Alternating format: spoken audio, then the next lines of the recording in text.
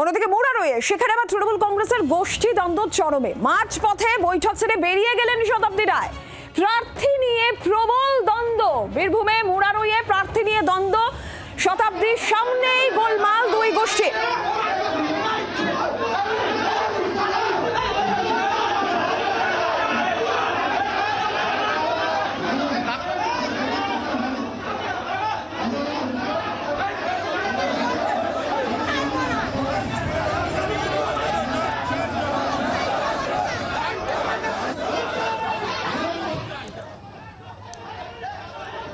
শতাব্দী রায় মাঝপথে তিনি বৈঠক ছেড়ে বেরিয়ে গেলেন। প্রার্থী নিয়ে প্রবল দ্বন্দ্ব তার সামনেই, শতাব্দীর সামনেই দ্বন্দ্ব।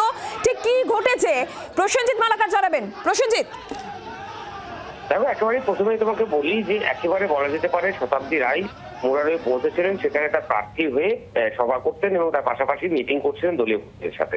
সেখানেই কার্যত গোষ্ঠীদ্বন্দ্ব একদম প্রকাশ্যে চলে আসে। দুপক্ষের মধ্যে এমন বাগবিতণ্ডা শুরু হয় গোষ্ঠীদের মধ্যে যে কার্যত শতাব্দী রায়কে মাঝখান থেকে বেরিয়ে চলে যেতে হয়। এবং এই গোষ্ঠীদ্বন্দ্বের কারণটা কোথায়? কারণ তুমি ওই এলাকায় এক নেতা রয়েছেন, তৃণমূলের নেতা আলী খান, পাশাপাশি আরেক পক্ষের নেতা হলেন ওই এলাকার অন্যান্য নেতারা। এখানে আলী খান দাবি করেন 3 জনকে সরাতে হবে এবং 3 জন পঞ্চায়েত সদস্যকে সাসপেন্ড করতে হবে, তারা কংগ্রেসের হয়ে কাজ করছেন।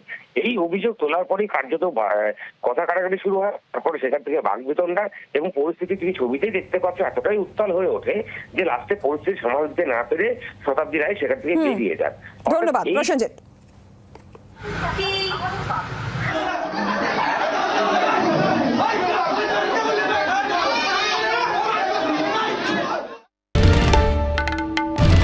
বাংলার আওয়াজ, বাঙালির আবেগ, জি 24 ঘন্টা।